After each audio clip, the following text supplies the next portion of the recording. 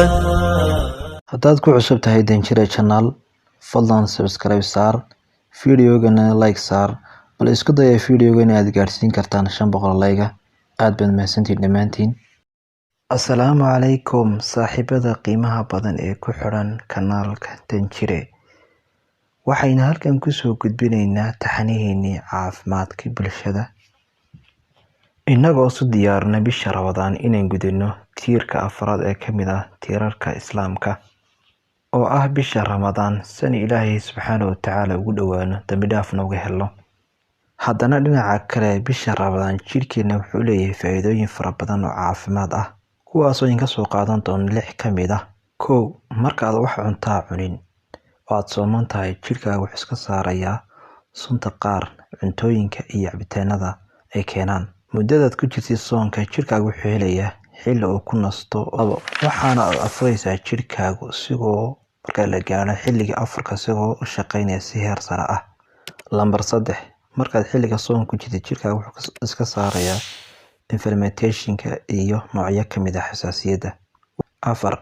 waxaa yaraanaya xaddiga ku jira ee macaan ah jirkaaga xilliga aad sooman tahay. 5. xilligaad ku jirtid soonka, jirkaaga wuxuu iska saarayaa xaddiga ku jira ee subag ah, uu gubaya oo meesha ka saaraya. Lambar 6. xilligaad ku jirtid soonka aad cuntada ka sooman tahay, waxaa xoogaysanaya difaacaaga jirka. isla dhinaca kalena, markaynu joogno bisha Ramadaan ayna afurayno, maxaan uga dhiganaa? waxaa koobaad timirta. sababta su-aashaas, waxaa koobaad aynu uga dhiganaa xilliga afurka inaan timirta ku afurno, inagoo raacayna sunnada rasuulka inay waajib nagu tahay inaynu ku dayano nabigeena sallallahu calayhi wasallam. timirta waxaa ku duugan faa'iidooyin caafimaad oo fara badan.